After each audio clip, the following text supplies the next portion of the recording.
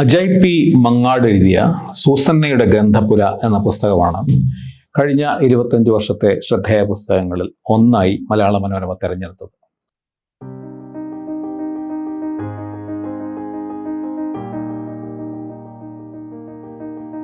ഇത് മാതൃഭൂമിയുടെ പ്രസിദ്ധീകരണമാണ്. പക്ഷെ അജയ് മങ്ങാട് മലയാള മനോരമയിലെ പത്രപ്രവർത്തകനാണ്. ഹിസ്റ്ററി ഓഫ് റീഡിംഗ് എന്ന് പറയുന്ന 1996 ഇറങ്ങിയ ഒരു പുസ്തകമുണ്ട്. അത് ഒരു കനേഡിയൻ എഴുതിയ ആൽബർട്ടോ മാംഗ്വൽ എന്ന ആളെഴുതിയ പുസ്തകമാണ്. ഹിസ്റ്ററി ഓഫ് റീഡിംഗ്, വായനയുടെ ചരിത്രം. അദ്ദേഹം പറയുന്നത് വായന അല്ലെങ്കിൽ വായിക്കാനുള്ള കഴിവാണ് മനുഷ്യരെ മറ്റ് ജീവികളിൽ നിന്ന് വ്യതിരിക്തനാക്കുന്ന ഒരു പ്രധാനപ്പെട്ട ഘടകം. ഒരുപക്ഷെ എഴുത്ത് അവസാനിച്ചു പോയാലും വായനയ്ക്ക് അവസാനം ഉണ്ടാവില്ല എന്ന് ഉള്ള ഒരു കാഴ്ചപ്പാടാണ് അദ്ദേഹം അവതരിപ്പിക്കുന്നത്. അത് ഏതാണ്ട് 3500-4000 വർഷങ്ങൾക്ക് മുമ്പ് ഈ വായനയുടെ ആദിമ രൂപം അല്ലെങ്കിൽ എഴുത്തിൻ്റെ ലിപിയുടെ ആദ്യ രൂപം മനുഷ്യർ കണ്ടുപിടിക്കുന്നത് അല്ലെങ്കിൽ മനുഷ്യർ അതിനു വേണ്ടിയിട്ടുള്ള ശ്രമങ്ങൾ ആരംഭിക്കുന്നത് മുതൽ ഇന്ന് ഈ നമ്മുടെ ഡിജിറ്റൽ വായന വരെ നീളുന്ന വളരെ അതിദീർഘവും വളരെ രസകരവുമായിട്ടുള്ള ഒരുപാട് ചരിത്രവുമായി കെട്ടുപിണഞ്ഞ് കിടക്കുന്ന ഒന്നാണ് വായന. വായനയാണ് മനുഷ്യരെ പുതിയ വ്യക്തികളാക്കുന്നത്, പുതിയ സംസ്കാരങ്ങൾക്ക് രൂപം കൊടുക്കുന്നത്, പുതിയ നാഗരികതകൾക്ക് സൃഷ്ടിയിലേക്ക് നയിക്കുന്നത്. ഒപ്പം വലിയ വലിയ കൊടും ക്രൂരതകളുടെ പിന്നിലും പല പുസ്തകങ്ങൾക്കും വലിയ പങ്കുണ്ട് എന്നുള്ളത് എല്ലാവർക്കും അറിയാം. ഇങ്ങനെ അപ്പോൾ അജയ് മങ്ങാടിൻ്റെ ഈ പുസ്തകം സൂസന്നയുടെ ഗ്രന്ഥപുര എന്ന് പറയുന്നത് പുസ്തകങ്ങളെക്കുറിച്ചും ആണ്. അതേസമയത്ത് ആ പുസ്തകങ്ങളിലൂടെ അദ്ദേഹം കടന്നു പോകുമ്പോൾ സ്വയം ഇത് തുറന്നു വരുന്ന ഒരു കഥ, ഒരു നോവലും കൂടെയാണിത്. അപ്പോൾ അദ്ദേഹത്തിൻ്റെ ആദ്യത്തെ ലക്ഷ്യം തന്നെ അദ്ദേഹത്തിൻ്റെ തന്നെ പുസ്തക വായനയെക്കുറിച്ചുള്ള ഒരു രചനയായിരുന്നു അദ്ദേഹം ലക്ഷ്യമാക്കുന്നത്. അജയ് മങ്ങാട് എഴുതുന്നത്, ഞാൻ വായിച്ച പുസ്തകങ്ങൾക്കും ഞാൻ അറിഞ്ഞ മനുഷ്യർക്കുമുള്ള എൻ്റെ ആദരവാണ് ഈ നോവൽ. അപമാനങ്ങളോടും പരാജയങ്ങളോടുമുള്ള എൻ്റെ ഭാവനയുടെ ചെറുത്തുനിൽപ്പ്. അപ്പോൾ ഇതാണ് ഈ പുസ്തകത്തിൻ്റെ ലക്ഷ്യം. തീർച്ചയായിട്ടും ഈ പുസ്തകത്തിൽ കടന്നു പോകുന്നത് മലയാളത്തിലും മാത്രമല്ല, പ്രത്യേകിച്ചും പടിഞ്ഞാറൻ സാഹിത്യത്തിലും ലാറ്റിൻ അമേരിക്കൻ സാഹിത്യത്തിലെയും ഒക്കെയുള്ള വളരെ പ്രശസ്തമായ കൃതികളിലൂടെയാണ്. ഈ കൃതികളാണ് ഇതിനൊരു സമാന്തര രേഖ പോലെ ഈ നോവലിനൊപ്പം സഞ്ചരിക്കുന്നത്. ആ കൃതികളിൽ അദ്ദേഹം ഈ എഴുത്തുകാരൻ ഉദ്ധരിച്ചിരിക്കുന്ന ചില ഭാഗങ്ങൾ വാസ്തവത്തിൽ പല രീതിയിൽ പ്രത്യക്ഷമായും പരോക്ഷമായും ഇതിലൂടെ വികസിക്കുന്ന ഈ നോവലിൻ്റെ കഥാസന്ദർഭങ്ങളെയും പല രീതിയിൽ സ്പർശിക്കുന്നുണ്ട്. നേരിട്ട് മാത്രമല്ല, പലപ്പോഴും പരോക്ഷമായി പോലുമാണ്. ഈ സൂസന്ന എന്ന് പറയുന്നത് പ്രത്യേകിച്ച് ഇത് വളരെ ശ്രദ്ധേയമായ ഒരു സംഗതി. ഈ പറഞ്ഞ പോലെ ആഗോള സാഹിത്യത്തിൻ്റെ ഒരു ഫ്രെയിമിൽ, ആഗോള സാഹിത്യത്തിൻ്റെ ഫ്രെയിമിൽ ഇടുക്കി ഹൈറേഞ്ച് ഭാഗത്തെ ഇടുക്കി മേഖലയിലെ തൻ്റെ ഒരു സാധാരണ മനുഷ്യൻ്റെ, സാധാരണ മലയാളിയുടെ, ഒരു ഇടത്തരക്കാരനായ അല്ലെങ്കിൽ അതിലും താഴെ വിഭാഗത്തിൽ നിന്ന് വരുന്ന ഒരു മലയാളിയുടെ പ്രണയം, ജീവിതം, അതിൻ്റെ വിരഹം, ദുരിതങ്ങൾ, ദുഃഖങ്ങൾ, ചെറിയ ചെറിയ സന്തോഷങ്ങൾ, ഇതെല്ലാമാണ് ഇതിലൂടെ വരുന്നത്. അപ്പോൾ തീർച്ചയായിട്ടും ഈ പുസ്തകങ്ങളുടേതായ ഈ ലോകത്ത്, അതായത് ആഗോളതലത്തിലുള്ള പുസ്തകങ്ങളുടേതായ ഒരു ചട്ടക്കൂടിനുള്ളിൽ ഒരു മലയാളി ജീവിതം, അത് പ്രത്യേകിച്ച് ഈ ജീവിതം എങ്ങനെ വികസിക്കുന്നു, എങ്ങനെ മുന്നോട്ട് പോകുന്നു എന്നുള്ളതെല്ലാം വളരെ രസകരമായ, വളരെ ഗംഭീരമായ രചനാ വൈഭവത്തോടുകൂടി വളരെ ശില്പഭംഗിയുള്ള ഒരു എഴുത്താണ് ഇതിനകത്തുള്ളത്. അതിലൂടെ വരുന്ന ആ വളരെ വികാര തീവ്രമായ അനുഭവങ്ങളൊക്കെ തന്നെയാണ് ഇതിന് ഒരു കാലാതിവർത്തിയായ, ദേശാതിവർത്തിയായ ചില പ്രസക്തി, അതും കൂടെയാണ് അദ്ദേഹം ഈ അന്താരാഷ്ട്ര സാഹിത്യ കൃതികളുടെ ഒരു പശ്ചാത്തലത്തിൽ വിവരിക്കുമ്പോൾ നമുക്ക് മനസ്സിലാവുന്നത്. അതുകൊണ്ട് തന്നെ ഇത് ഒരു മനുഷ്യകഥാനുഗായിയായിട്ട് ഈ പുസ്തകം വളരെ വ്യത്യസ്തമാണ്. മലയാളത്തിൽ കണ്ടിട്ടില്ലാത്ത ഒരു പുതിയ രീതിയാണിത്. പ്രത്യേകിച്ച് ഈ നേരത്തെ പറഞ്ഞ പോലെ വളരെ പ്രശസ്തരായ സാഹിത്യകാരുടെ, എഴുത്തുകാരുടെ ഒക്കെ കണ്ടെത്തലുകളിലൂടെ ഒരു മലയാളിയുടെ കഥ വികസിക്കുന്നത് അപൂർവമായിട്ടുള്ള ഒന്നാണ്. അതുകൊണ്ട് തന്നെ ഈ പുസ്തകം അതിൻ്റെ സവിശേഷത കൊണ്ടും അതിൻ്റെ പുതുമ കൊണ്ടും തീർച്ചയായിട്ടും ശ്രദ്ധ ആകർഷിക്കുന്നു എന്നുള്ളതിനെ പറ്റി ഒരു സംശയമില്ല. ഓ ജയ, ഇതെന്റെ ബ്രദർ രവി. ഇത് lieutenant Jaya. Hi. Hi. So ലഡാക്കിലായിരുന്നു അല്ലേ ട്രെയിനിങ്? യെസ്. രാജസ്ഥാനിലും? യാ. റിയലി? വൈ? ഞാനൊരു പെണ്ണായതുകൊണ്ടാണോ? നോ എങ്ങനെ മാനേജ് ചെയ്യുന്നു? ആർമിയിൽ ഞങ്ങൾ വെൽ ട്രെയിൻഡ് ആണ്. ഐ മീൻ നിങ്ങളുടെ സ്കിൻ എങ്ങനെയാ അത്ര തിളങ്ങുന്നത്? എന്റെ സ്കിന്നും വെൽ ട്രെയിൻഡ് ആണ്. പ്രകൃതിദത്തമായ ചേരുവകൾ നൽകുന്നു നാച്ചുറൽ ഗ്ലോയിങ് സ്കിൻ. മെഡിമിക്സ്, ചർമ്മം തിളങ്ങട്ടെ naturally from AVA. Anatomy of melancholy എന്ന് പറയുന്ന റോബർട്ട് ബർട്ടൻ്റെ പുസ്തകം പഴയ പുസ്തകമാണ്. ആ പുസ്തകത്തിൽ നിന്നും ആ പുസ്തകത്തിൻ്റെ ചില സ്വഭാവങ്ങൾ, അതായത് വിഷാദത്തിൻ്റേതായ ഒരു ചരിത്രം അല്ലെങ്കിൽ വിഷാദത്തിൻ്റെ ജീവശാസ്ത്രം എന്നൊക്കെ വിളിക്കുന്നത്, എങ്ങനെയാണ് മനുഷ്യർ വിഷാദത്തിലേക്ക് പോകുന്നത്, വിഷാദങ്ങളിലൂടെ മനുഷ്യരെങ്ങനെ ജീവിച്ചു പോകുന്നു എന്നുള്ളതെല്ലാമാണ് അദ്ദേഹം പറയുന്ന ഒരു വളരെ ശ്രദ്ധേയമായിട്ടുള്ള ഒരു ഭാഗം.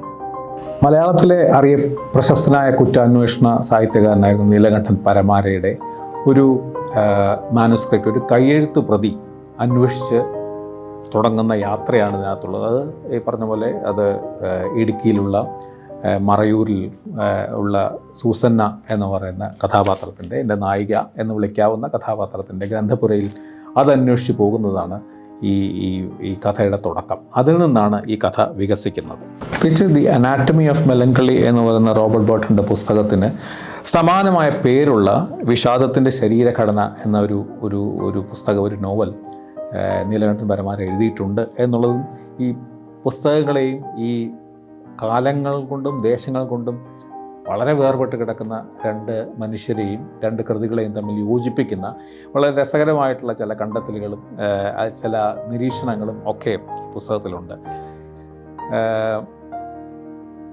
അത്താഴത്തിനിരിക്കുമ്പോൾ നീലകണ്ഠൻ പരമാരയിലേക്ക് സംസാരം വീണ്ടും ചെന്നെത്തി. നോവലിസ്റ്റിൻ്റെ പേരിൻ്റെ കൂടെ ഒരു പരമാരയുണ്ടല്ലോ, എന്താണ് ഈ പരമാര?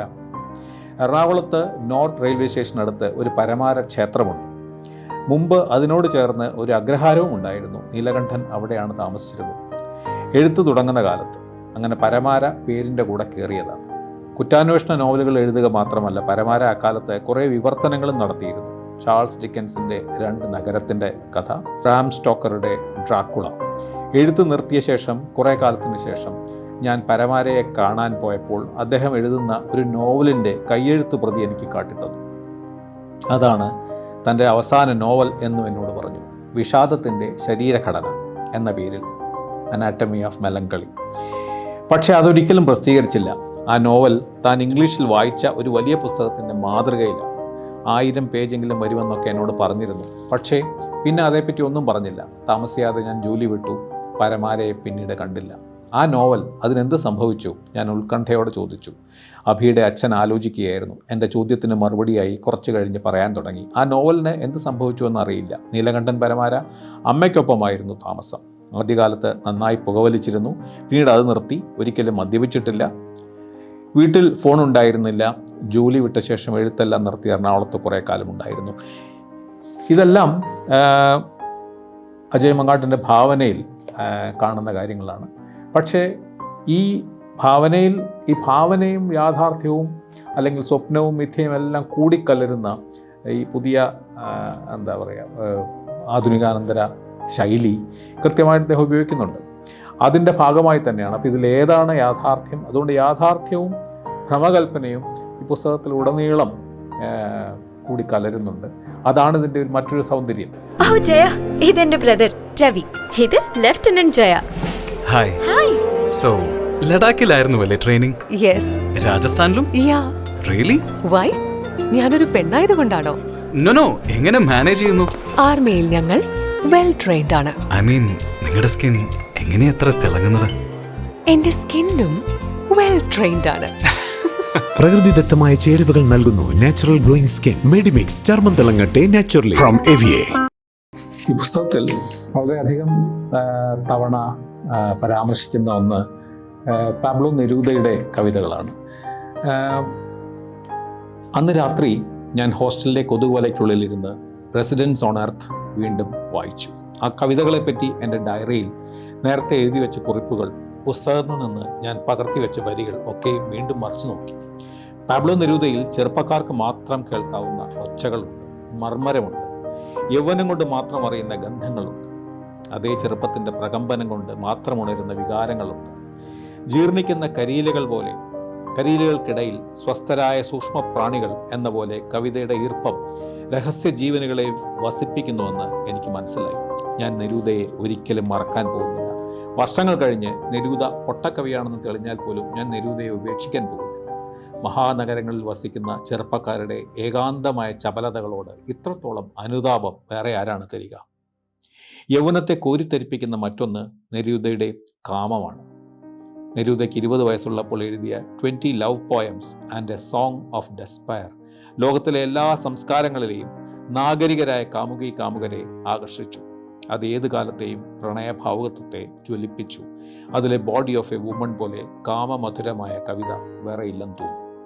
ഇതിലെ നായകൻ അദ്ദേഹത്തിൻ്റെ പ്രണയങ്ങളിലൂടെ, അദ്ദേഹത്തിൻ്റെ പ്രത്യക്ഷമായ പ്രണയം, പരോക്ഷമായ പ്രണയം, ഇവയിലൂടെയൊക്കെ കടന്നു പോകുമ്പോൾ ഉണ്ടാകുന്ന അനുഭവങ്ങളുമായി ചേർത്താണ് ഈ കവിതകൾ അദ്ദേഹം ഉദ്ധരിക്കുന്നത്. അതുകൊണ്ട് തന്നെ ഈ കവിതയുടെ ഒരു സാന്നിധ്യം, ആ കവിത മാത്രമല്ല, കവിത ആ കവിയുടെ ജീവിതത്തിൻ്റെ ദുരിതങ്ങൾ, അതിൻ്റെ കഷ്ടപ്പാടുകൾ, ഇതെല്ലാം ചേർന്നാണ് ഈ കവിത ജനിക്കുന്നതും ഈ കവിത വളരുന്നതും. അതുതന്നെ കൃത്യമായി ഈ കഥാപാത്രങ്ങളെ, നമ്മുടെ ഇടുക്കിയിലും കട്ടപ്പനയിലും മറയൂരും ബോഡിനായ്ക്കന്നൂരും കാന്തല്ലൂരും ഒക്കെ ജീവിച്ച ഈ കഥാപാത്രങ്ങളുടെ ജീവിതത്തിലും പ്രവേശിക്കുന്നത് വളരെ രസകരമായൊരു അനുഭവമാണ്. പങ്കിടലുകളുടെ ഏറ്റവും സൗമ്യമായ രൂപത്തിലും കലാപത്തിൻ്റെ പ്രക്ഷുബ്ധമായ രൂപത്തിലും കവിതയ്ക്ക് സഞ്ചരിക്കാനാവും. നെരൂദയുടെ അച്ഛൻ റെയിൽവേ തൊഴിലാളിയായിരുന്നു. സ്കൂൾ അധ്യാപികയായ അമ്മ നെരൂദ കുട്ടിയായിരിക്കെ മരിച്ചു. മനുഷ്യരുടെ കൈകൾ, അവരുടെ വിരലടയാളങ്ങൾ കാണുന്ന കവിതയാണ് തനിക്കിഷ്ടമെന്ന് 1966 പ്രശസ്തിയുടെ ഉയരത്തിൽ നിൽക്കുമ്പോൾ നെരൂദ എഴുതി. ജലത്തിന് പാടാൻ കഴിയുന്ന പശിമയാർന്ന മണ്ണിൻ്റെ കവിത, എല്ലാവർക്കും തിന്നാനാകുന്ന കവിതയുടെ അപ്പം, എല്ലാവർക്കും പങ്കിടാനാവുന്ന കവിത എന്നത് നെരൂദയുടെ കാഴ്ചപ്പാടായിരുന്നു. 69 വയസ്സിൽ മരിക്കും വരെ അദ്ദേഹം എല്ലാ മനുഷ്യർക്ക് വേണ്ടിയും എല്ലാ വസ്തുക്കൾക്ക് വേണ്ടിയും എഴുതിക്കൊണ്ടേയിരുന്നു. ഇങ്ങനെ സാഹിത്യം, വായനയുടെ ചരിത്രം, പുസ്തകങ്ങളുടെ ചരിത്രം, കവിതയുടെ ചരിത്രം, ആഗോള ചരിത്രം, പ്രാദേശിക ചരിത്രം, ഇതിലൂടെയൊക്കെ കടന്നു പോകുമ്പോഴും ഒരു നോവലിൻ്റെ ഒരു മലയാളിത്തം നിറഞ്ഞ, മലയാളി ജീവിതത്തിൽ നിറഞ്ഞ ഒരു നോവൽ എങ്ങനെ ഇതിനിടയിലൂടെയൊക്കെ കൃത്യമായി ഓടിപ്പോകുന്നു എന്നുള്ളത് വളരെ രസകരമായ ശില്പ വൈഭവമാണ്, ഒന്നാന്തരം ഭാവനയാണ്. തീർച്ചയായിട്ടും അജയ് മങ്ങാട് ഗംഭീരമായ ഒരു പുസ്തകം തന്നെയാണ് നമുക്ക് കാഴ്ചവെച്ചത്.